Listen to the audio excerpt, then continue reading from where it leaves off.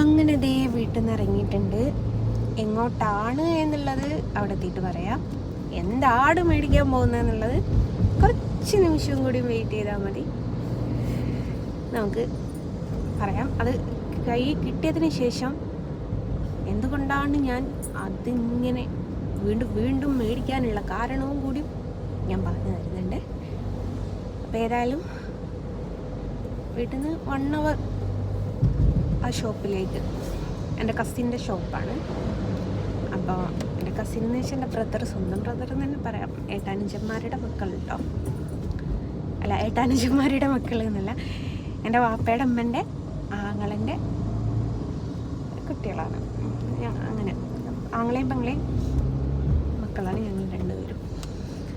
അപ്പോൾ അവൻ്റെ ഷോപ്പിലേക്കാണ് പോകുന്നത്. ഒക്കെ അവിടെ എത്തിയിട്ട് കാണിച്ചു തരാം. ഈ കപടഭക്തക്ക് ദൈവം ഇങ്ങനെ അനുഗ്രഹിച്ച് വിടുന്നത് എന്തിനാന്ന് എനിക്കറിയില്ല.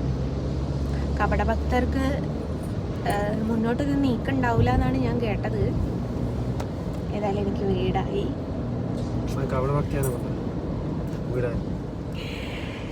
ഇനി ഹജ്ജിന് പോകുന്ന കാര്യം, അത് ഒരുപാട് ആൾക്കാർ ട്രോളുന്നുണ്ട്. പക്ഷെ അത് ഞാനൊരു കാര്യം പറഞ്ഞിട്ടെ, ഹജ്ജിന് പോകുക എന്ന് പറയുന്നത് ഞങ്ങളുടെ ആരുടെയും കയ്യിലുള്ളൊരു സംഭവമല്ല. നമ്മൾ ഗവൺമെൻറ്റിൽ അപ്ലൈ ചെയ്താൽ 5 വർഷം കഴിഞ്ഞിട്ടേ ഈ ഹജ്ജിന് പോകാനുള്ളത് കിട്ടുള്ളൂ. ഗവൺമെൻറ് ത്രൂ പോകുക വെച്ചാൽ ഒരാൾക്ക് 5 ലക്ഷം 6 ലക്ഷം എന്നാണ് ഒരാൾക്ക് പറയുന്നത്. ഇത് 2 പേരല്ല, ഞാൻ 3 പേരെ പ്രതീക്ഷിക്കുന്നുണ്ട്. ആരാന്നുള്ള പറഞ്ഞിരുന്നുണ്ട്. ഇനി അവർക്ക് ഹജ്ജിന് പോകാൻ പറ്റിയിട്ടില്ലെങ്കിലും അവർക്കൊരു ടെൻഷനും സങ്കടവും ഉണ്ടാവില്ല. കാരണം എൻ്റെ ഉമ്മയും വാപ്പയും ഏകദേശം 4 ഉംറ ചെയ്ത് വന്ന ആൾക്കാരാണ്. അപ്പോൾ ഹജ്ജിന് പറഞ്ഞേക്കാൻ പറ്റില്ല, ഇങ്ങനെ ഓരോ ഉംറക്ക് പറഞ്ഞേക്കും. ഉംറക്ക് പറഞ്ഞേക്കുമ്പോൾ ഒരാൾക്ക് മാക്സിമം 1 ലക്ഷം രൂപയാണ് നമ്മുടെ ചിലവ്, പോക്ക് വരവിന് പറ്റുക. പിന്നെ നമ്മുടെ ചിലവ് വേറെ എടുക്കണം. ഇത് ഹജ്ജിനുള്ളത് തന്നെ ഞാൻ പറഞ്ഞില്ലേ, ഗവൺമെൻറ് ത്രൂ പോവുകയാണെങ്കിൽ 5 ലക്ഷം രൂപ നമ്മുടെ പോക്ക് വരവിന് മാത്രം കേട്ടോ. പിന്നെ നമ്മുടെ ചിലവും കാര്യങ്ങളൊക്കെ അവനവനെടുത്തോളണം. അപ്പം അങ്ങനെയാണ്. പ്രൈവറ്റ് ആകുമ്പം ചിലത് 10 ആവും, 15. ഓരോരുത്തർ ഇത് സർവീസ് പോലെയാണല്ലോ ഗവൺമെൻറ് ഉണ്ടാവുക. അതുകൊണ്ട് അതിൻ്റെ കാര്യത്തിൽ എനിക്ക് ടെൻഷനില്ല. ഇനി അവർക്ക് പോകാൻ പറ്റിയിട്ടില്ലെങ്കിൽ എനിക്ക് ടെൻഷനില്ല. കാരണം ഓൾമോസ്റ്റ് ഓൾറെഡി അവർ പോയിട്ട് വന്നതാണ്. 1, 2, 3, 4 തവണയില്ല. എൻ്റെ വാപ്പ 4 പ്രാവശ്യമാണെന്ന് തോന്നുന്നു, ഉമ്മ 4, 5 പ്രാവശ്യം. ഉമ്മാൻ്റെ ഉമ്മയും വാപ്പയുള്ള സമയത്ത് അവർ വർഷം പോവുമായിരുന്നു. അപ്പം എൻ്റെ ഉമ്മ ആയിരുന്നു ഉമ്മാൻ്റെയും ഉപ്പാൻ്റെയും കൂടെ പോവാറ്.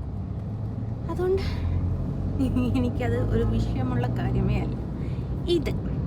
ഇത് പലർക്കും അങ്ങനെ, പലരുടെയും സ്വപ്നമായിരിക്കാം മേ ബി, എനിക്കറിയില്ല.